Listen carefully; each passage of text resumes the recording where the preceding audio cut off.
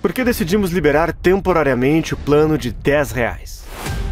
Bom, os conteúdos produzidos pela Brasil Paralelo buscam levar esclarecimento a todos os brasileiros, unindo educação e entretenimento. Queremos que o maior número de brasileiros tenha acesso ao que produzimos. Atuamos de forma independente e cada produção tem um grande custo para nós. Tudo o que fazemos é financiado pelos nossos membros assinantes. E contamos com mais membros para seguir produzindo mais conteúdos que transformam a cultura do Brasil. Chegamos ao menor preço possível, para que mais pessoas possam assinar a nossa plataforma e ter acesso a todas as nossas produções originais, que são os nossos documentários, trilogias e séries. Nos últimos 8 anos, produzimos centenas de conteúdos originais, e com apenas R$10 por mês, você pode ter acesso a todos eles em nosso plano anual. Toque em Saiba Mais e seja um membro assinante hoje mesmo. Muito obrigado e até breve. Olá, sejam todos bem-vindos à TVD News 581 da Parabólica Digital e ao canal Silvio Navarro, esse grande jornalista que nos abre espaço para trazer informações para vocês.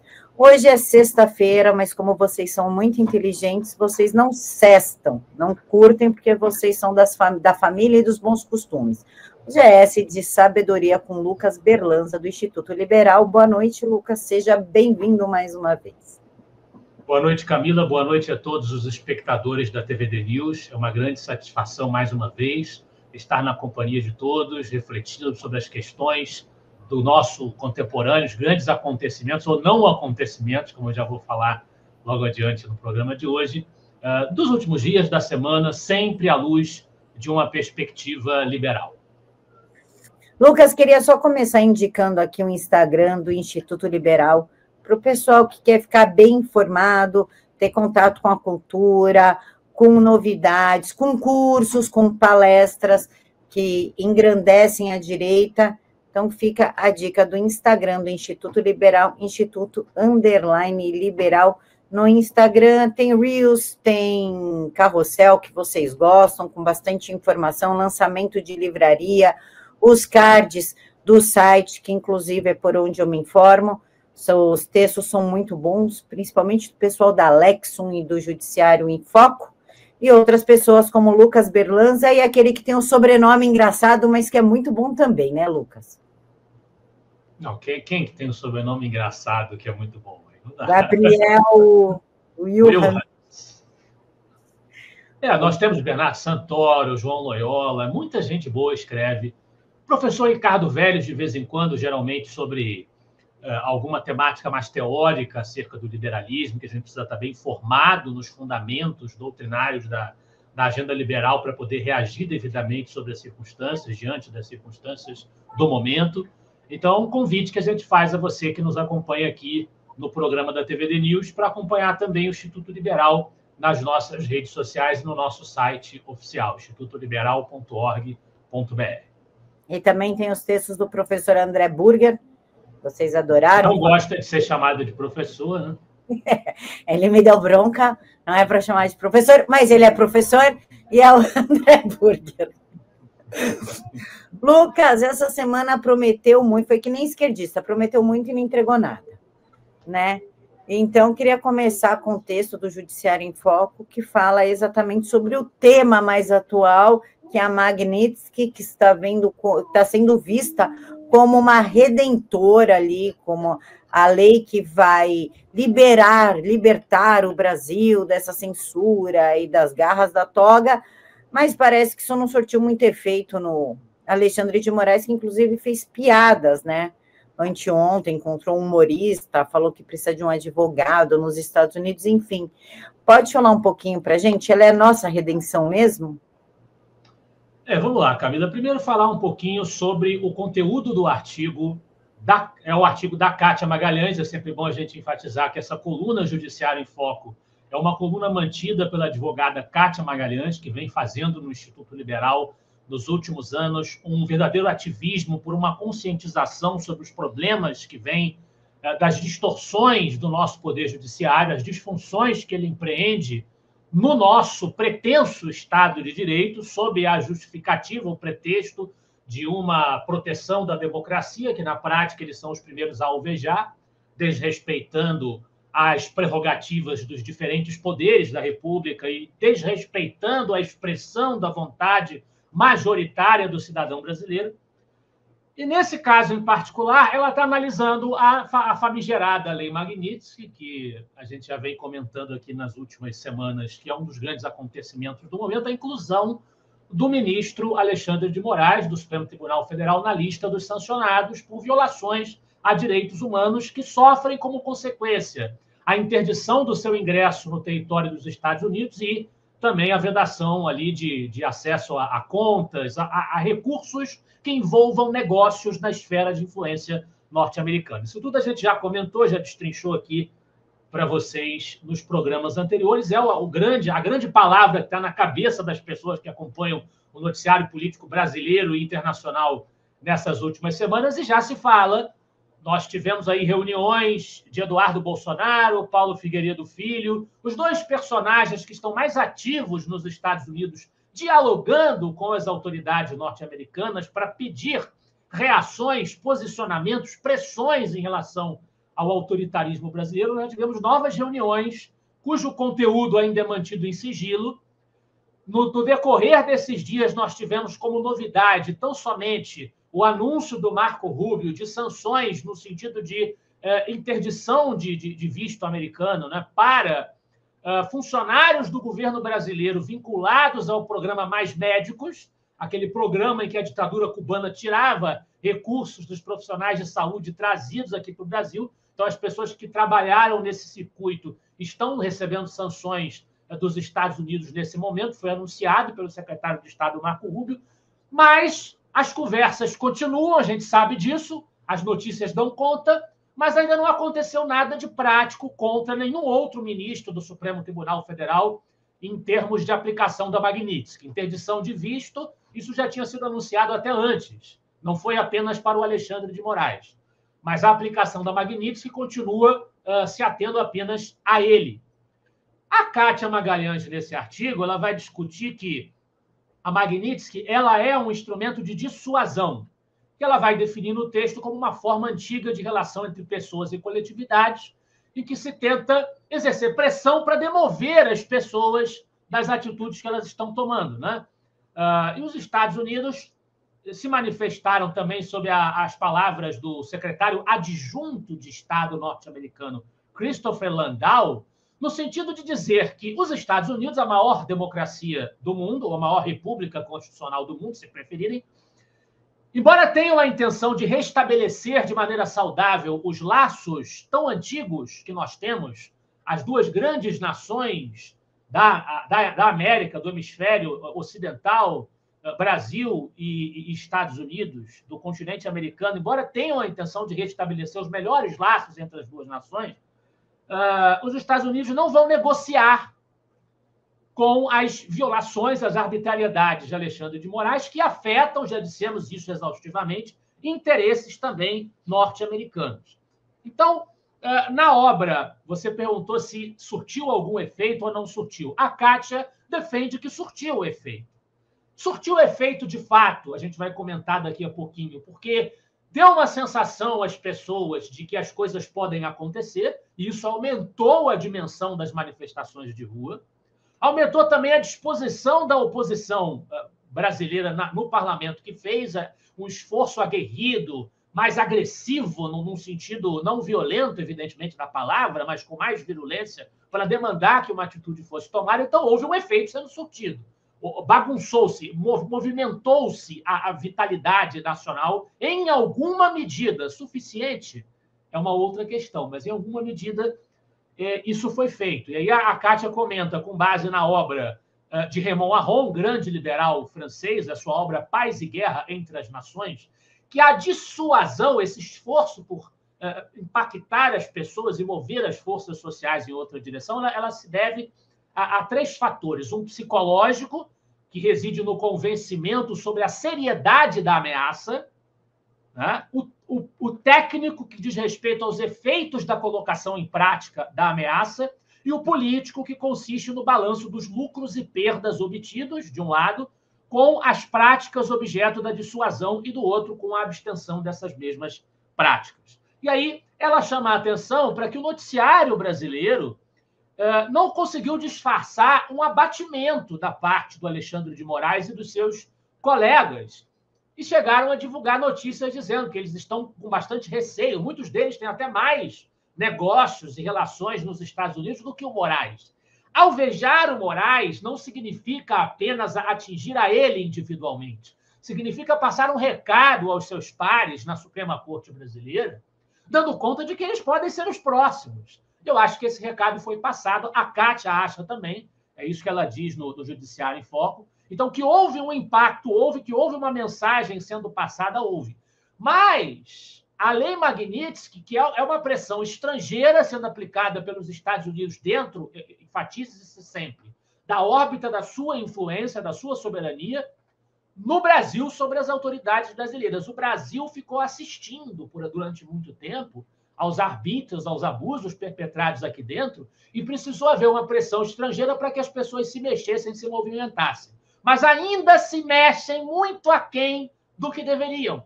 E a gente tem dois personagens a criticar de maneira muito direta por isso, que são os responsáveis por pautar as discussões no Legislativo, o poder que tem a prerrogativa de exercer uma reação ao comportamento abusivo do Judiciário. Nós estamos falando, naturalmente, do presidente do Senado, Davi Alcolumbre, que disse que mesmo que 81 senadores apoiassem o impeachment de Moraes, ele não pautaria o impeachment. Ele está meio confuso de conta, porque se fosse 81, ele mesmo estaria incluído, né? Então a matemática está falhando na lógica do Alcolumbre. E o senhor Hugo Mota, no sentido de pautar a anistia, o fim do foro privilegiado, essas pautas que dependem da Câmara, que podem avançar na Câmara, ele também supostamente noticiou-se, falou-se que havia sido feito um acordo para que isso fosse pautado, e a semana passou, nós estamos aí encerrando a semana, e não foi pautado coisa nenhuma, esse número de agendas importantes para a gente restaurar o mínimo de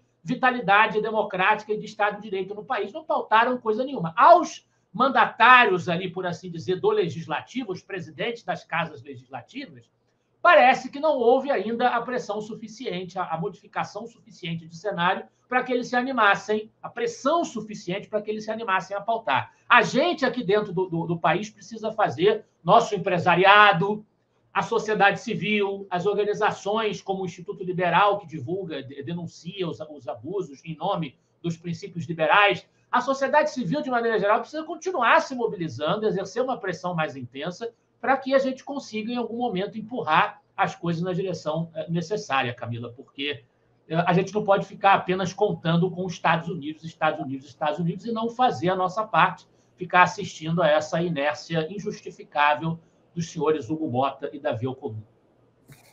Aí eu te pergunto, Lucas, que é uma coisa que muita gente está perguntando, se a Magnitsky é tão ruim assim, tão pavorosa, não sei o quê, por que Mota e Alcolumbre não estão com medo? Tanto que o Mota disse que a anistia, ele não vai pautar anistia ampla e restrita, que ele não concorda com isso, que a prioridade dele é a pauta do governo Lula, e o Alcolumbre já falou, pode vir 81 senadores assinar o impeachment do Moraes. Eu não vou pautar, sabendo que está como alvo da Magnitsky. Como é que a gente vê esse cenário? É que, como eu disse para você, é um erro de cálculo até do ponto de vista matemático, porque 81 incluiria o próprio Alcolumbre. Se ele mesmo assina, ele não vai pautar, né? É um negócio que não faz o menor sentido, uma incoerência interna no próprio raciocínio dele. Bom, a gente estava falando aqui que o fim do foro privilegiado tem uma importância muito grande no contexto atual, desse esforço de devolução do Brasil a uma condição de mínima normalidade democrática, que é você retirar o instrumento de pressão que o judiciário tem sobre os parlamentares, mediante os parlamentares e familiares dos parlamentares também. No caso de Hugo Mota, a gente tem um caso ali envolvendo, se eu não me engano, o pai dele, que está ali na órbita também de apreciação do Supremo Tribunal Federal, processo engavetado, enfim. A gente tem algumas, vamos dizer assim, alguns torpedos direcionados sobre as cabeças dos nossos parlamentares e dos seus associados, das figuras no seu entorno, que podem imediatamente ser destravados no momento em que eles demonstrarem que representam um risco ao poder, ao sistema de poder estabelecido. A Magnitsky é terrível, claro que a Magnitsky é terrível para quem ela atinge, mas ir para a cadeia, ser preso, enfim, ser alvo de um processo seriamente implementado contra você também é complicado. Então, eu acho que essas figuras, como o Alcolumbre, o Mota, elas estão num exercício de sopesar na balança a sua situação para tentar avaliar as circunstâncias, as pressões em que eles se encontram de todos os lados e, enquanto eles não se definem, não se resolvem, eles vão empurrando com a barriga e ficam fechados com o sistema. Talvez eles apostem, porque me parece uma aposta, afinal de contas, o governo Trump, uma aposta bastante insegura, porque o governo Trump já demonstrou que ele realmente ele cumpre, ele coloca as coisas para cima dos seus alvos, né? Muita gente duvidava de que a Magnitsky seria imposta contra o Moraes, achavam que isso era apenas boato, fizeram pouco caso do lobby do Eduardo Bolsonaro e do Paulo Figueiredo. A imprensa precisou, a grande imprensa na televisão, Globo News e companhia, precisaram engolir em seco, engolir essa demonstração de força, de presença, convidar o governo norte-americano, convidar esses dois personagens. Veja bem, Paulo Figueiredo nem tem cargo em qualquer poder republicano brasileiro. A convidar essas duas figuras, Eduardo Bolsonaro é um deputado que está no exterior. Convidar essas duas figuras, passando por cima de toda a estrutura da diplomacia brasileira, toda a estrutura profissional, burocrática do Estado brasileiro, convidar essas duas figuras para discutir a situação brasileira é uma demonstração de força, é uma demonstração de que existe um interesse nesta interlocução por parte do governo Trump e de que medidas efetivas podem ser tomadas. E duas já foram, agora 3, com a questão do Mais Médicos, né? Então é um risco palpável, mas talvez para o Mota e para o Alcolumbre, os riscos internos estejam ainda no horizonte da imaginação deles, que eu não imagino que seja uma imaginação muito sofisticada, Camila. Talvez no horizonte da imaginação deles eles ainda vejam as pressões internas do regime juristocrático como algo mais palpável do que a ameaça estrangeira. É uma possibilidade para explicar esse comportamento que não, vamos deixar bem claro, não os isenta. Eles não estão de maneira nenhuma fora do radar, não é nenhuma impossibilidade em que sanções violentas sejam implementadas contra eles, sobretudo se Trump insistir em argumentar que um assessor dele, que conheceu de perto a situação brasileira, agora me foge o nome, também declarou nessa semana que não vai descansar, não vai dormir enquanto o Bolsonaro não estiver livre da perseguição que vem sofrendo judicialmente no país. E o Trump, mais uma vez, falou que o Bolsonaro é alvo de uma perseguição, é alvo de uma tentativa de execução política e execução das suas liberdades, naturalmente. Então, eles estão falando sério.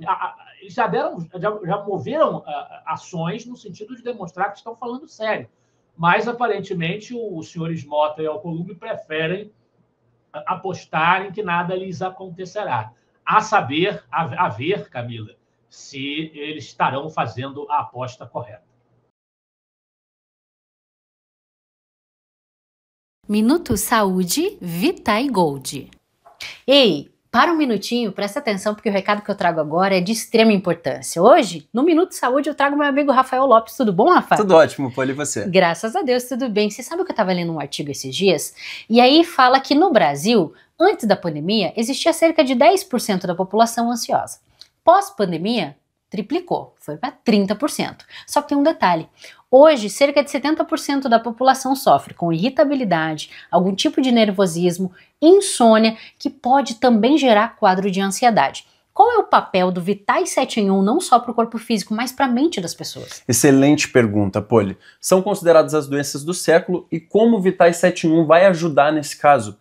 O magnésio presente no Vitais 71 estimula diretamente a produção de hormônios, como serotonina, ocitocina, dopamina, que ajudam a trazer bem-estar e evitar índices de estresse, de ansiedade e de depressão. Um poderoso aliado com eficácia comprovada, Poli. Isso é maravilhoso, né, Rafa? Porque cuida da saúde cardiovascular. Então, para você que tem hoje uma pressão alta, se você sofre com diabetes, tem um problema cardiovascular, uma arritmia cardíaca, o uso do Vitais 71 é indispensável. Agora, para quem tem dores, Rafa, ele também vai ajudar? O maior aliado que a gente pode ter, magnésio, colágeno tipo 2, que ajuda a restaurar as cartilagens, poderoso anti-inflamatório, limpa o organismo, é fundamental para a nossa saúde. Completo. E a gente vai trazer para você uma promoção que é completa também, né? Tem desconto, tem presente, tem prazo para você pagar. 0800 025 2024. Ligue agora e garanta já quanto de desconto? Primeiras 50 ligações, metade do preço e leva de presente a erva de Santa Maria para ajudar a aliviar as dores. Começa a pagar só depois que tomar o produto. 0800 025 2024. É ligar e aproveitar.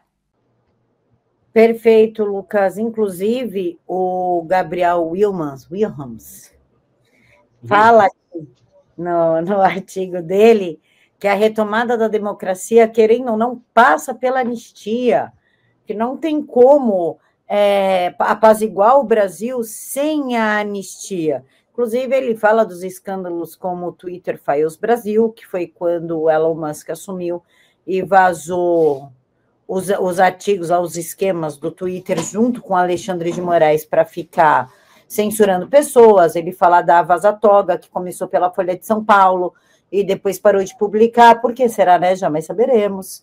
E fala também do Centro de Assessoria Especial de Enfrentamento à Desinformação, feita pelo TSE, o que é um absurdo. E mesmo assim, o Hugo Mota insiste em falar que ele não vai pautar a anistia, que ele não é favorável a essa anistia irrestrita.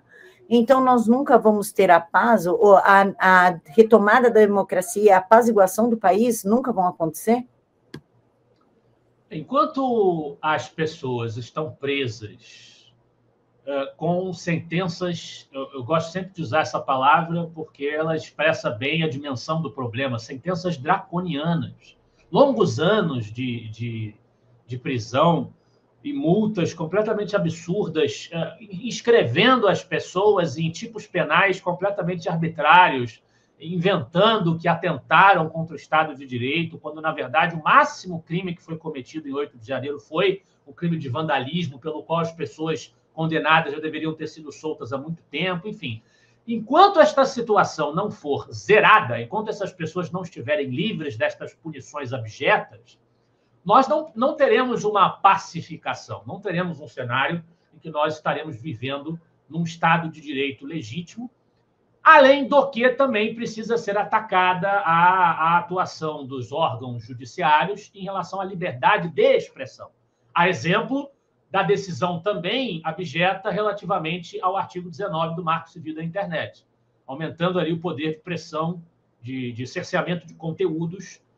Até durante a eleição você teve cerceamento de conteúdos, a gente ressaltou isso aqui várias vezes, e há uma iminência de eleições em 2026 em que este risco permanece. A gente não sabe qual vai ser o nível de intervenção do nosso judiciário, do nosso famigerado TSE, sobre o tipo de discurso que pode circular durante o processo eleitoral, que é o momento democrático por excelência. Aí está aparecendo na tela uma notícia da Revista Oeste, do Hugo Mota, falando exatamente que não vê ambiente para anistia ampla, geral e restrita, e que não vai ceder à chantagem de pautar a proposta. Ele chama a pressão das correntes de opinião da sociedade que desejam defender os direitos individuais de chantagem. Ele chama isso de chantagem. Chantagem, na minha opinião, é a manutenção do sistema de não pautar até agora. Não entendo também por que ele ainda não avançou nisso. A questão do foro privilegiado, que você tem parlamentares intimidados, parlamentares que receiam simplesmente abrir a boca, porque sabem que serão julgados pelos ministros do Supremo, e que a cabeça deles estará a prêmio se eles se manifestarem. Isso não é também uma forma de chantagem que o nosso aparato institucional hoje legitima, lamentavelmente, que o Legislativo teria o condão de retificar e não retifica? E o mesmo Hugo Mota, que se jacta de ter um grande compromisso com os valores republicanos, com a manutenção dos valores republicanos. Mas não há valores republicanos no comportamento do nosso judiciário hoje. É bom que se diga. Mas eu queria observar mais atentamente o artigo do Gabriel Wilhans, em que ele vai exatamente descrever esses eventos que você mencionou. Primeiro, o Twitter Files Brasil, em que ele vai descrever que trocas de e-mails de funcionários do X, o antigo Twitter, para mim vai ser sempre Twitter, né? Atestando o comportamento abusivo do Moraes em relação às plataformas, dando ordens para a subtração de contas de maneira sigilosa, ameaçando companhias estrangeiras pela manutenção de conteúdos nas suas plataformas, né? Bloqueando perfis no âmbito desses processos em que as pessoas sequer são informadas do que elas estão sendo acusadas, advogados, a defesa não tem acesso às informações necessárias, até a demanda pela produção de relatórios com base no uso de hashtags. Já se tinha ali a evidência de que a expressão de posições no ambiente virtual era ferramenta, era argumento utilizado para condicionar decisões judiciais do senhor Alexandre de Moraes. Depois vem a Vaza Toga 1, da Folha de São Paulo, que você mencionou bem que a imprensa não publicou mais. Por que será? Será que a gente pode falar que vive um ambiente de liberdade de expressão quando a imprensa não tem coragem de dar seguimento às publicações de denúncias importantes como essa, né? Aí a Folha de São Paulo publicou uma série de reportagens demonstrando um esquema que o próprio Moraes montou no TSE, quando ele ocupava a presidência do TSE, para produzir relatórios irregulares que foram usados para a tomada de medidas judiciais contra bolsonaristas no famigerado inquérito infinito das fake news, né? É um print do juiz auxiliar Ayrton Vieira para o então chefe da Assessoria Especial de Enfrentamento à Desinformação. Uma coisa até distópica, já no nome, né? Já no nome. O próprio Moraes chegou a enviar, ele diz no artigo, postagens escolhidas por ele, por iniciativa dele mesmo, por conta própria, demandando a produção de relatórios, que em nenhum lugar aparecem oficialmente em público. Essas coisas têm que ser escondidas, né? Não há coragem de dar a cara a tapa, de se submeter ao escrutínio público. Em nenhum lugar aparecem como tendo sido pedidos do próprio Moraes, ou seja, ele usou de um subterfúgio, sendo que foi ele mesmo que tomou essa iniciativa. Então, mais uma vez, além de ser simultaneamente vítima e julgador desses processos de que supostamente, né, em que supostamente tentaram matá-lo, tentaram agredir o STF, agredir as instituições e ele próprio, né, além de acumular essas funções, o que viola o princípio do juiz natural, que a gente também comentou no programa passado, Moraes apresentou denúncias também, tomando cuidado de lavar essa informação com o uso político do órgão vinculado ao TSE. E agora nós temos, na sequência, a Vaza Toga 2, com as informações divulgadas pelo Eli Vieira, o Davi Agape e o Michael Schellenberger, que foram o assunto do nosso programa anterior, dando conta da criação de uma força-tarefa, um trabalho realmente profissional no sentido de uma unidade de inteligência, como define o Gabriel no artigo dele, usando a estrutura, novamente, do TSE, né, bem como funcionários do próprio STF, misturando as estações, para investigar os alvos do 8 de janeiro, com direito a um caso muito emblemático, né, que o Gabriel cita no mesmo artigo, em que ele fala que um vendedor ambulante, né, Ademir Domingos Pinto da Silva, que não participou dos atos de depredação do dia 8, chegando à capital já de noite, ele recebeu uma certidão do Alexandre de Moraes dando conta de que opiniões são tratadas ali como violência, de que criticar o STF ou o PT pode ser prova de que você tomou parte numa tentativa de golpe de Estado. Então, enquanto nós continuarmos nessa situação e isso não tiver freio, a gente não pode falar em uma democracia autêntica, a gente não pode falar em um ambiente de liberdade de expressão, Camila. Outra coisa que chamou a atenção, Lucas, foi essa semana que saiu o áudio do Ayrton Vieira, falando que ele não aguentava mais, que ele estava com rigidez, ai meu Deus, tadinho, e que a família dele estava sendo muito prejudicada. Ele só esqueceu que ele debochou do pessoal do 8 de janeiro, falando que o lugar de todos eles era na prisão e que ele ia correr com isso. Falou que ele queria um jagunço para enfiá-lo dos Santos num avião e trazer para o Brasil, e também mandou usar a criatividade contra a Revista Oeste. E aí as pessoas ficam, mas a gente tem que aprender a perdoar. As pessoas não estão colocando muito sentimento acima da razão, tendo compaixão pelo Ayrton Vieira e também pelo Tagliaferro, que é um dos principais responsáveis por estarmos onde estamos. As pessoas não estão esquecendo um pouquinho do colapso político que eles enfiaram a gente, da instabilidade jurídica, colocando uma compaixão à frente, Lucas?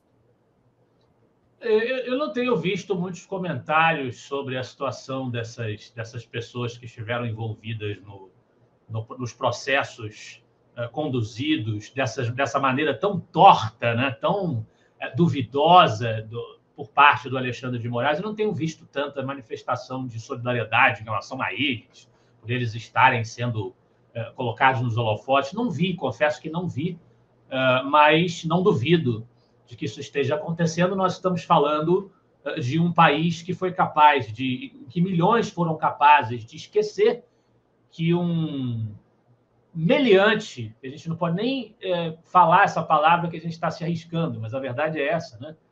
Alguém que ali, o sítio de Atibaia, o triplex do Guarujá, todo o esquema do Petrolão e do Mensalão, aquelas coisas não deixaram de existir porque processos foram anulados, né? Mas as pessoas tiveram a complacência em relação ao Lula de colocá-lo na presidência da República. Nós estamos falando de um país em que um ditador que conduziu a maior ditadura da nossa história, que foi Getúlio Vargas, 5 anos depois de deixar o poder, ele estava de volta na presidência. O pai dos pobres, né, o grande ídolo dos pobres. Então, e tem ruas, avenidas em sua homenagem. Então, a gente está falando de uma sociedade que, historicamente, tem uma tolerância muito grande com os criminosos e com os abusos perpetrados, e que esquece com muita facilidade o que aconteceu quando você tem um melodrama para chamar de seu, um espetáculo de lágrimas e de choro para você se comover, e isso arrasta as pessoas com uma grande facilidade. A nossa sociedade é muito emotiva, né, nesse sentido que você colocou. Então, realmente, eu acho que a gente não tem que ser emotivo, a gente não tem que ser pessoal quando se trata dessas questões. A alma do liberalismo é a impessoalidade. Então, a lei ela tem que ser aplicada igualmente a todos, sem privilégios e sem perseguições, sem discriminações. Eu acho que a gente tem que ter empatia nesse momento e com as pessoas que, de fato, estão sendo vítimas de processos abusivos que desrespeitam a previsão legal na qual constam os seus direitos, que são os alvos dos processos, como os inquéritos ali conduzidos pelo Moraes e como as pessoas que foram presas em função do 8 de janeiro. Essas pessoas têm que nos comover, tem que comover as nossas autoridades, tem que comover o senhor Hugo Mota, tem que comover o senhor Davi Alcolumbre, tem que comover aqueles que têm competência, que têm poder para agir no sentido de libertá-las desta situação e libertar o Brasil da virtualidade de uma ameaça à liberdade de associação e de expressão que afeta a todos nós. Porque, como eu sempre enfatizo, é impessoalidade justamente porque se, em um determinado momento, contra determinado alvo ou determinados alvos, a regra é flexibilizada para o bem ou para o mal, julgue você como queira, para o bem da sua tribo ou contra a sua tribo, e a lei não deve ser baseada em tribos. A lei é flexibilizada para atingir um objetivo político. Se isso acontece contra alguém ou contra alguns, virtualmente a porta está aberta para que aconteça com todos. Não adianta, falei aqui no programa passado, repito hoje, porque essa é a mensagem liberal por excelência, não adianta você fechar os olhos porque não aconteceu com você diretamente. Amanhã pode ser que aconteça, e aí será tarde demais para você reagir. Exatamente, Lucas. Inclusive, eu não vou perdoar um cara que tirou minha monetização quando eu tinha acabado de chegar em São Paulo, sem emprego, com 2 crianças na mão e uma na barriga. E eu não fiz nada, eu não falei nada, nada, só acordei sem monetização, porque sim, porque o Moraes quis. E aí veio do Tagliaferro essa decisão e eles mandaram para o Salomão. Ai, mas tu tem que perdoar. Cara, eu não vou, entendeu? Eu não vou. Eu acho que ninguém que esteja preso no 8 de janeiro, as pessoas que sofreram busca e apreensão, também sofri, perdi tudo. Acho meio complicado, né? A gente colocar como o novo mártir da liberdade um cara que foi o nosso algoz, né? Não, a verdade é acima de tudo, Camila. Tem que se guiar pelos fatos. O que ele fez, ele fez. E quem está preso, está preso. Então, acho que a nossa prioridade não deveria ser essa, né? É só uma questão de mínima de justiça. Exatamente. Inclusive, Lucas, por falar em justiça, a direita está lutando. Porque a direita, como diz o Bernardo Santoro, voltou para as ruas, tomou as ruas novamente. O que mudou, na minha visão, foi que as pessoas perderam um pouco de medo. Já na visão do Santoro, na mudança de pauta, que é um conjunto de vitórias políticas, que é uma pauta fixa, fora Moraes. Antes não podia falar isso, não podia levar cartaz, não podia levar nada, nem sei por que tinha as manifestações anteriores, porque eu nunca entendi. Mas agora tem uma pauta fixa, fora Moraes, fora Lula, né, que é fora, na verdade, PT-STF, aquele consórcio ali. Tu concorda com o Bernardo? Bernardo Santoro. O Bernardo ele faz uma análise política, de mobilização política, o que é que leva as pessoas a se mobilizarem. Ele diz que a anistia, que a gente acabou de comentar, né, a anistia, no artigo do Gabriel Wilhans, e o Gabriel Wilhans alega que a democracia só estará, de fato, restaurada no Brasil se houver uma libertação daquelas pessoas que estão abusivamente presas. Então, obviamente, se forem encerrados esses processos inadmissíveis que ainda estão correndo no Supremo Tribunal Federal. E, obviamente, eu concordo com o Gabriel Wilhans. Agora, a pauta da anistia, na interpretação do Bernardo, era uma pauta que era mais fácil de ser interpretada pelas pessoas que são convocadas a irem às ruas como uma pauta voltada à proteção, à salvação, por assim dizer, especificamente do ex-presidente Jair Bolsonaro. Ela ser vista como uma pauta bolsonarista em absoluto. Mas eu acho que o bolsonarismo continua sendo uma força, independentemente da nossa opinião sobre Bolsonaro, sobre as figuras no seu entorno, ele continua sendo uma força política muito relevante no Brasil, muito significativa. Eu estive nessas manifestações do domingo, às quais o Bernardo se refere, e a presença do bolsonarismo era clara nos carros de som, nas faixas, nos cartazes. O Bolsonaro, como símbolo, estava claramente ali. Então, ele estava na manifestação robustamente, essa pauta estava ali presente. Mas o Bernardo entende que a mudança de foco para um personagem específico a ser atingido, a ser derrubado, que seria o Moraes especificamente, né? Você singularizar na figura de um personagem, ao mesmo tempo em que houve uma pressão estrangeira, né? A pressão, é bom a gente incluir na equação a sanção individual ao Moraes, a aplicação da Lei Magnitsky, ao mesmo tempo em que isso concretamente aconteceu, isso tudo somado dá às pessoas uma sensação de palpabilidade, de que a coisa ela é viável, de que existem coisas concretas que estão acontecendo e podem vir a acontecer, e de que é possível exercer algum impacto efetivo mediante a mobilização nas ruas. E além de afastar-se o holofote de uma pessoa específica, de você enfraquecer o discurso, possível discurso, de que a manifestação seria uma manifestação particularista, voltada à proteção do Bolsonaro, enfim. O somatório desses fatores, desembocando principalmente na conclusão de que algo pode sair disso, de que existe algo real acontecendo, um fato novo que desencadeou ânimo na oposição brasileira, isso seriam os principais fatores que motivaram as pessoas a irem às ruas. E eu concordo pessoalmente com essa interpretação. Quando nós fizemos as maiores manifestações da história deste país, indiscutivelmente, na minha opinião, que foram as manifestações pelo impeachment da presidente Dilma Rousseff, nós tínhamos, ainda que fosse difícil, de difícil se tornou possível, provável e, por fim, fato, o impeachment da Dilma, ainda que fosse difícil, nós tínhamos um horizonte para concretizar o objetivo.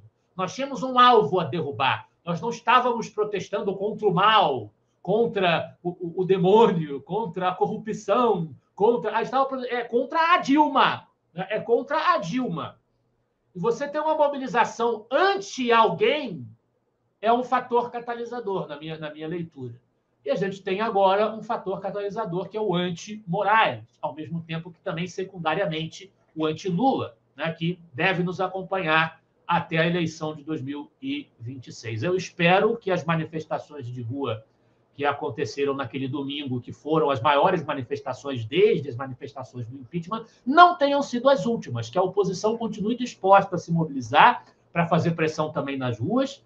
Agora, há que se fazer uma nota de cobrança de que a oposição, que fez uma pressão dura na semana passada, chegando até a fazer uma ocupação, você pode questionar a natureza dessa ocupação, mas sem sombra de dúvidas foi um movimento de disposição, de virilidade, de combater, de não negociar as discussões no parlamento, a não ser que fossem imediatamente pautados os temas fundamentais para a devolução do Brasil ao sistema democrático. E essa semana a gente já vê um Congresso praticamente morto e que nada de relevante é discutido, e essa oposição não está tão mobilizada quanto na semana passada. O que aconteceu com esta oposição? Né?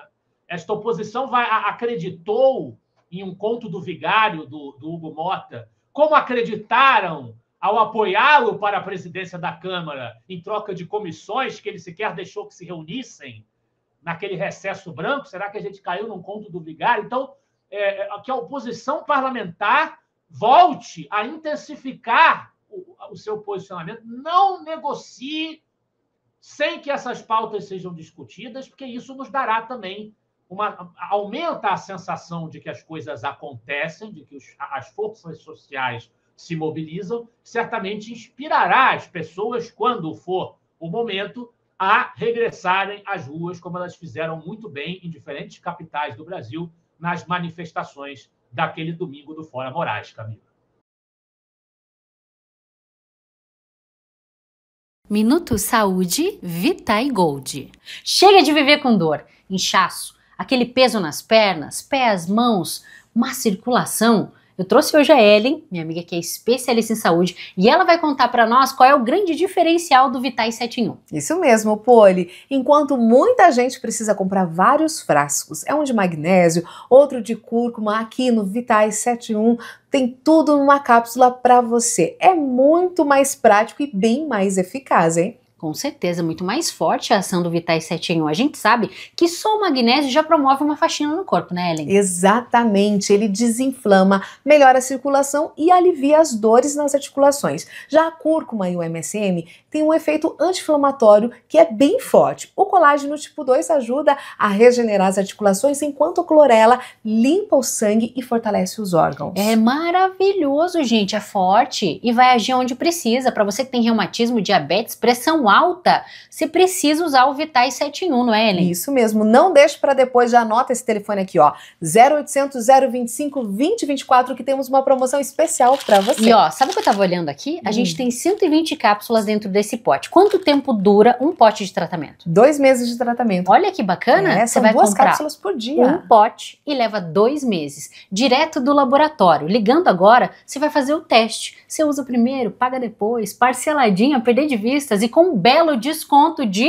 50%. Olha que maravilha, você vai ligar agora no 0800 025 2024 e vai adquirir pela metade do preço um pote para 2 meses de tratamento. E eu ainda vou liberar esse pote aqui, ó, que é o de erva de Santa Maria. Essa pomada é maravilhosa para você combater as dores pelo corpo. Liga agora, 0800 025 2024. Lucas, outro fator, né, que a gente já está dependendo dos Estados Unidos para tudo, eu nunca vi isso, daí entrega o Brasil para os Estados Unidos, é melhor, né, já estão resolvendo tudo mesmo. Um fator que eu acho importante destacar é o Trump falando em combater o terrorismo, né, os narco-estados. O Brasil está no meio disso por conta do PCC, Comando Vermelho e Irmãos do Norte. E também ele falando a respeito do perigo do Foro de São Paulo, na qual era visto como o chapéu de alumínio da direita, que era mentira, que a gente inventava isso, enfim. E hoje é verdade. O Trump mencionou o Foro de São Paulo, Camila? Então, ele falou que vai combater o grupo da América Latina que está tentando colocar o comunismo em tudo. Que é nada menos que o Foro de São Paulo. Sim. E hoje as pessoas falam, é verdade, olha só, o Foro de São Paulo, né? Inclusive um livro do PH voltou à venda, que fala sobre o PH Vox, que fala sobre o Foro de São Paulo e tudo. Como é que tu vê o Trump se metendo até no narco daqui do Brasil, né? Os grupos terroristas, primeiro comando da capital, enfim, para tentar resolver um problema que deveria ser nosso e já ter sido resolvido? Donald Trump acredita em um mundo dividido em áreas de influência, que a gente poderia chamar de impérios, né? Os antigos impérios, né? O mundo funcionava dentro dessa lógica. A gente tentou construir ali, principalmente no pós-Segunda Guerra Mundial, um cenário de maior pacificação, de maior concertação entre as nações através de organismos supranacionais, e isso ensejou ali a criação da ONU. O Trump tem uma visão de que os órgãos supranacionais não têm esse poder todo, essa influência toda, essa capacidade toda de impactarem as questões decisivas, e, na verdade, existem mesmo nações que são mais poderosas e que têm um poder natural de influência, de impacto nas regiões, nas suas proximidades. E, seguindo esta concepção, por assim dizer, realista em matéria de relações internacionais, de certa maneira, que chama a atenção para o poder dos Estados, nações e as suas áreas de influência, essa visão de áreas de influência imperialísticas, por assim dizer, a América, o continente americano, é o quintal, é o terreno no entorno dos Estados Unidos. Então, como potência, o Trump enxerga o continente americano como uma área sobre a qual ele deve exercer mais influência e a respeito da qual ele não deveria se descuidar. E isso implica que as questões da América Latina, que por muitos governos norte-americanos foram vistas como questões secundárias, as atenções dos Estados Unidos estavam muito mais voltadas para outros horizontes, outras áreas, né, que vinham como mais decisivas.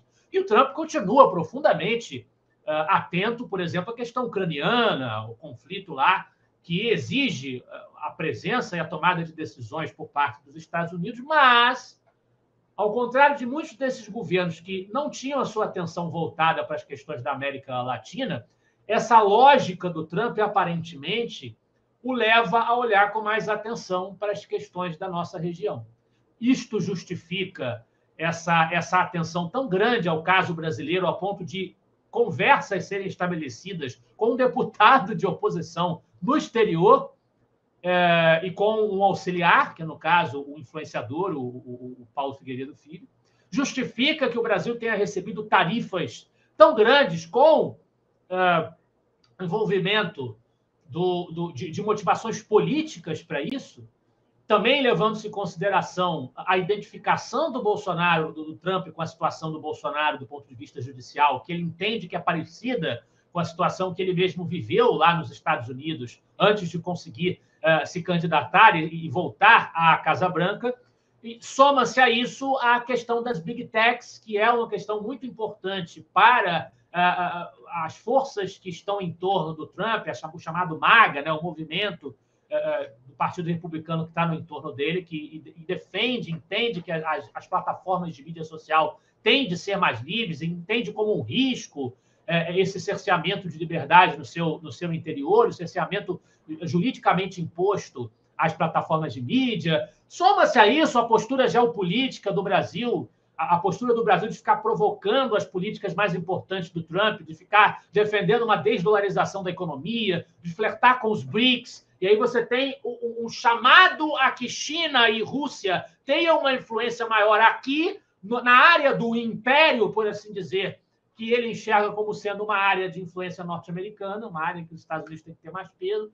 Tudo isso leva o Trump a olhar para questões que outros governos norte-americanos, aparentemente, não valorizavam com a mesma intensidade, né? É uma pena Isso pode, eu não vou me antecipar, eu não vou ser aqui um profeta e dizer que isso vai nos levar às mil maravilhas. Pode ter consequências ruins no futuro, a gente não sabe. Mas, nesse momento, o Trump está apontando para questões que são reais e que as sociedades latino-americanas não lograram êxito em momento algum no intuito de resolver, né? Entre elas, essa questão do narcotráfico, essa questão do crime organizado, poder paralelo, que constitui verdadeiras organizações terroristas, né? Coisa que o nosso governo, e fazendo justiça ao nosso governo, a nossa legislação não é muito favorável também a essa definição, que me parece bastante sensata. O nosso governo se recusou a identificar esses grupos criminosos como terroristas. Mas eles praticam, evidentemente, ações típicas da atividade terrorista. Então, e constituem verdadeiros poderes paralelos. Eu sou do Rio de Janeiro, onde a gente tem favelas completamente dominadas, né, pelo crime, a gente sabe, milícias também.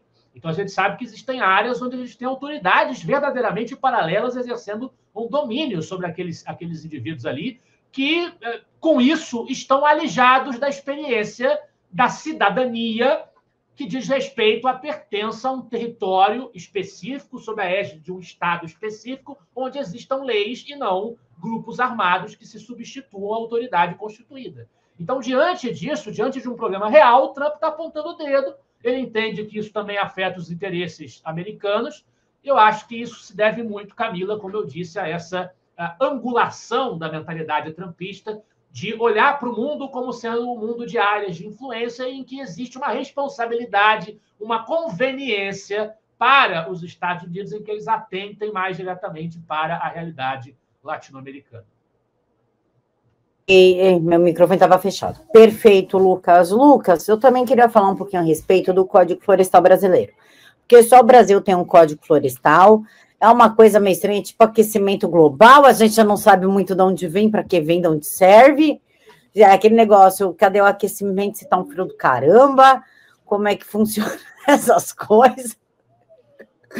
Mas o Código Florestal Brasileiro, ele é muito engraçado, é do tipo, o brasileiro não pode explorar nada, porque o exterior, Suíça, Estados Unidos, enfim, ele pode explorar tudo e que se dane. E eu queria que você falasse um pouquinho a respeito do código, é tudo, do código. Quem escreveu esse artigo foi o Marcos Araújo, e ele, inclusive, fala, você já se perguntou, porque o Brasil é o único país a adotar um código florestal tão intervencionista e com severas restrições ao uso de propriedade rural? Eu acho que é para deixar o exterior roubar, né? Outros países ali, tirar pedras preciosas no meio de tronco de árvore, coisa que eles fazem de fato.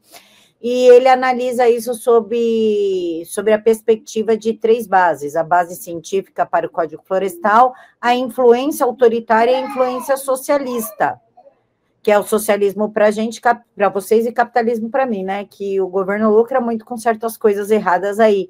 Pode falar um pouquinho sobre o Código Florestal e o artigo do Marcos Araújo? Primeiro eu quero explicar para vocês quem é o Marcos Araújo. O Marcos Araújo, ele é um especialista em questões relativas à gestão ambiental, né? Ele, se você for olhar ali o currículo dele, ele é biólogo, mestre e doutor em ecologia, conservação e manejo da vida silvestre pela Universidade Federal de Minas Gerais, especialista em gestão ambiental com foco em inovação, resultados e transformação institucional, está trabalhando há mais de 20 anos na implantação da gestão por resultados em órgãos ambientais públicos e empresas privadas, com destaque para o governo federal e a Amazônia Legal, entre muitos outros itens que a gente poderia colocar para ornar aí as titulações dele, né? É um profissional de altíssimo gabarito, e eu tenho a honra de ter redigido o texto um texto de orelha, né? E também o prefácio. Texto de orelha, não, perdão, a contracapa, né? O texto da contracapa e o prefácio do livro dele, esse livraço Ecologia, livraço tanto na sua qualidade quanto no tamanho, né? Porque haja conteúdo no livro, né? Ecologia Liberal, uma poderosa doutrina para a gestão ambiental no Brasil. Tem uma pequena resenha também no site do Instituto Liberal. Está listado como uma das publicações apoiadas pelo Instituto. Vocês podem ver aqui a marca do Instituto Liberal na capa do livro, né? Que é um livraço em que ele apresenta uma alternativa liberal no trato com a questão do meio ambiente, no trato com a questão da ecologia. Ele formula uma doutrina, que ele faz questão de dizer que não é uma doutrina dogmática, no sentido de estar petrificada nas suas formulações, é uma doutrina aberta ao diálogo, aberta à valorização da interação dos atores sociais na construção de novas ferramentas de proteção do meio ambiente que não impliquem a limitação, o cerceamento da liberdade individual, da capacidade produtiva da economia brasileira, né? Então, esse sujeito, esse brilhante autor, que no livro dele faz até uma análise de toda a tradição liberal brasileira e também a tradição autoritária para mostrar o DNA das disposições jurídicas do Brasil, entre elas as disposições jurídicas referentes ao meio ambiente. Esse autor que escreve esse artigo que a Camila colocou aí em destaque para vocês verem, o artigo As Digitais do Autoritarismo e do Socialismo no Código Florestal Brasileiro. Ele vai analisar o que moldou o nosso Código Florestal, o que fez com que ele se tornasse da maneira como ele é.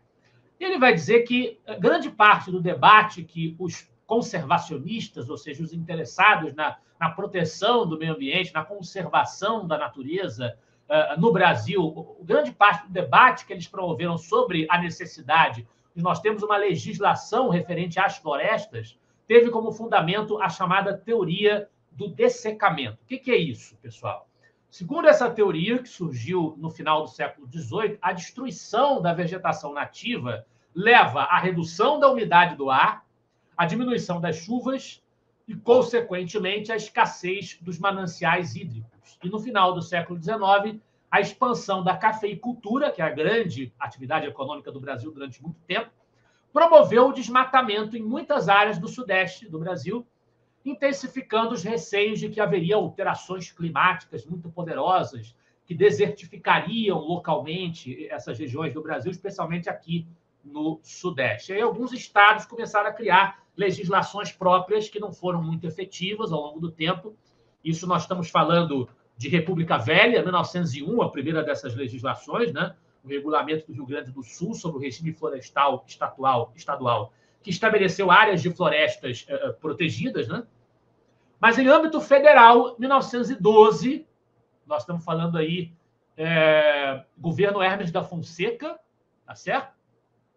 De cabeça, porque a campanha civilista é 1910, então, 2 anos depois, governo Hermes da Fonseca. Quando a Câmara dos Deputados instituiu uma comissão para discutir um possível Código Florestal ainda, uma ideia ainda embrionária, ainda em gestação, e muitos deputados acharam que era impossível você implementar uma lei como essa num país de dimensões continentais como o Brasil. Mas saiu o decreto de 1921, que criou o Serviço Florestal do Brasil. Em 1934, ao mesmo tempo em que o Brasil fazia uma nova Constituição, que logo depois, 3 anos depois, Getúlio Vargas jogaria no lixo, com o seu golpe implantando a ditadura do Estado Novo, sempre ele, né? Fazendo titica no Brasil.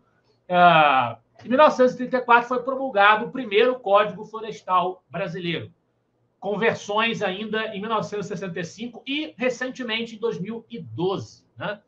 A partir da década de 80, outras teorias passaram a influenciar o debate sobre esse assunto.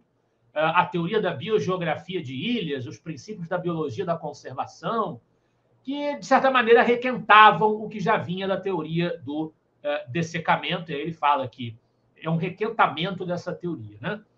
E aí, por que ele fala que existe uma digital autoritária nessa legislação base de 1934 e do Código Florestal? Ele vai fazer referência a algo que a gente sempre faz referência, que é a influência do positivismo, a influência no Rio Grande do Sul do castilhismo, que é uma adaptação do positivismo, com todas as suas características antiliberais, à política gaúcha, mediante a liderança de Júlio de Castilhos, que até hoje é celebrado em praça pública, em estátuas, em nomes de ruas, de espaços, no Rio Grande do Sul, pela grande influência que o castilhismo teve por lá.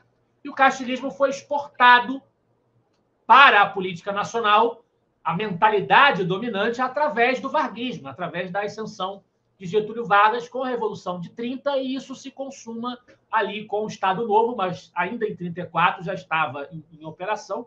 E esse espírito autoritário, colocando ali uma grande concentração de poder legislativo na mão do executivo, colocando tudo na mão de técnicos, evitando o debate das correntes de opinião no parlamento, isso tudo imprimiu ao Código Florestal um caráter essencialmente autoritário, essencialmente intervencionista, que despreza a interação entre os diversos atores da sociedade. Mais adiante, nós temos a influência de um autor que defendia, o Lourenço Baeta Neves, defendia a função social da propriedade rural em 1908. Em 1911, o jurista francês Léon Duguy propôs a definição da propriedade como uma função social, o que é sempre um risco, que até hoje está na Constituição brasileira esse termo, essa interpretação.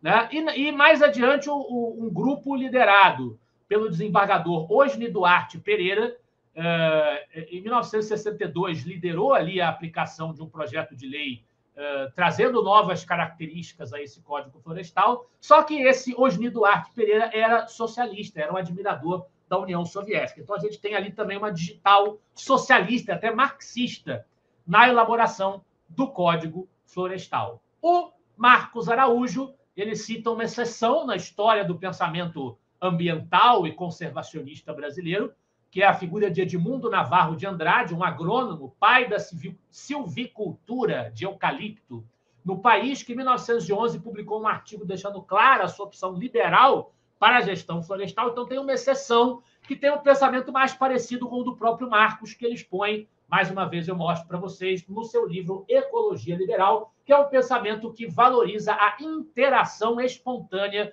valoriza medidas educativas, valoriza uma visão integrativa, uma visão de colaboração entre os setores da sociedade e não de demonização do empresário, do agronegócio, como uma força do mal, cujo único objetivo é destruir as plantinhas e matar os bichos para poder ganhar dinheiro. É uma ideia bastante, com perdão da expressão vulgar, e bastante burra, né, e reducionista, e é uma ideia que, como o Marcos Araújo sempre combate, dissocia a preocupação socioambiental com a preocupação socioeconômica, quando, na verdade, tudo faz parte de um mesmo sistema, o ser humano integra a natureza e o ser humano é cultural e exerce ações econômicas por consequência disso. Então, há que haver, por parte de quem pensa a política pública, de quem pensa a organização social, há que haver uma integração entre esses fundamentos e não procurar antagonizá-los. Lucas, antes da gente finalizar, eu preciso, lembrei agora, mas eu preciso saber sua opinião sobre um fato. O Supremo Tribunal Federal chamou 26 influenciadores para conhecer o Supremo e chama Lazy Likes. E não satisfeitos com um absurdo desse, eles ainda soltaram emojis no X para as pessoas poderem baixar e usar os emojis ali com carinha de gato, de cachorro. Como é que tu vê o nosso dinheiro trazendo 26 influenciadores do país todo para fazer fotinho ao lado de Alexandre de Moraes, ao lado de Barroso de Mar Mendes, com lazy likes e emojis para baixar no X? Camila, não é a primeira vez que a gente vê o STF querendo fazer propaganda, né? Eles já fizeram materiais, cartilhas para mostrar como eles foram heróicos na proteção da democracia brasileira, quando o fascismo bolsonarista e o 8 de janeiro quase nos destruíram, quase dinamitaram a nossa república, e os valorosos togados agiram emergencialmente para a proteção do povo brasileiro. Viva a democracia togada, né? Já fizeram isso antes. Então, assim, é típico de um regime autoritário ou mesmo totalitário utilizar a propaganda, e propaganda para engrandecer as próprias realizações é uma coisa que a gente espera de políticos em campanha e não dos árbitros do Poder Judiciário, que seria um poder neutro por excelência para arbitrar, com base na letra da lei, as questões de contenda entre os indivíduos na sociedade. Então, isso é completamente antiliberal, completamente irrazoável e só poderia vir da cabeça dos autoritários que hoje ocupam as cadeiras do órgão supremo do nosso judiciário, do órgão supremo hoje do país. Essa aqui é a realidade. Lucas, agora a gente vai falar de cultura. Pelo menos é uma coisa gostosa, uma coisa legal. E a livraria do Instituto Liberal está com desconto, como toda sexta, sábado e domingo, ela entra com desconto para o pessoal que nos acompanha aqui. E eu já separei 2 indicações, já que tu indicou uma, eu vou indicar 2. E aí tu diz se é boa ou não as minhas indicações, porque são livros que eu gosto, né? Uma é A Revolução dos Bichos, que eu acho que é muito a cara do que está acontecendo agora. Dá uma migalhinha ali, o porco vira rei. Qualquer coisinha já se destaca, qualquer pequena coisa assim, tá tudo muito ruim, aí vem o fazendeiro e dá-lhe uma migalhinha, nossa, o cara é muito gente boa, é mais ou menos o que acontece, o brasileiro está se acostumando com migalha, tem alma de formiga ali, curte uma migalha, e o combo do Mises, que é Mises e falácias marxistas, pelo momento que nós estamos vivendo, é porque é um combo sensacional, está super barato, era 250 e está em 170. E são 3 livros que eu tenho e eu acho que vale super a pena ler. Evidentemente que você fez indicações super pertinentes, eu vou fazer a minha. Nós estamos falando de narcotráfico, estamos falando de violência no cenário internacional, então temos o livro do professor Ricardo Vélez, que será relator do Núcleo de Formação Liberal deste mês, abordando Madame de Staël, no próximo dia 29, às 19 horas. Já fica aí o convite para vocês assistirem. No Facebook e no YouTube do Instituto Liberal estaremos lá, e fica a gravação, naturalmente, para quem quiser assistir depois. E o professor Ricardo Vélez escreveu o livro Narcotráfico, Patrimonialismo e Violência, que aborda justamente as relações entre o patrimonialismo latino-americano e o esquema internacional do crime organizado, que favoreceram, ao longo da história das nossas malfadadas sociedades, a que essa situação não se equacionasse e a que hoje nós tivéssemos, até sobre isso, que assistir a Donald Trump e aos Estados Unidos se preocupando com esse assunto. Então, fica aí a indicação esclarecedora. Professor Ricardo Vélez, que é colombiano de nascença, é apaixonado pelo Brasil. Poucas pessoas estudaram tanto o Brasil, a sua história, o seu pensamento, as suas elaborações intelectuais, quanto meu querido amigo e conselheiro do Instituto Liberal, professor Ricardo Vélez, mas ele é colombiano de nascença. E como colombiano, ele conheceu bem o ambiente das guerrilhas, o ambiente dessas organizações armadas, que também tinham envolvimento com as drogas. Ele foi marxista, ele integrou alguns desses grupos na juventude. Então, ele fala com bastante conhecimento de causa sobre esse assunto.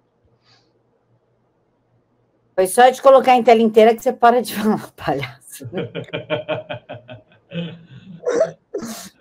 E para a gente finalizar, vou voltar a indicar o Insta do Instituto Liberal para quem quer ficar por dentro do que está acontecendo, informação rápida, séria, sem fake news, sem lado, sem desinformação, sem manipulação.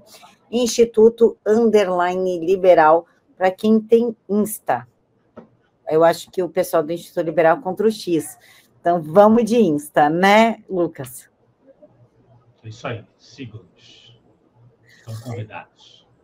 Lucas, meu amigo, eu quero te agradecer a participação e toda a sua disponibilidade de vir nos esclarecer a partir da visão liberal que está acontecendo no cenário.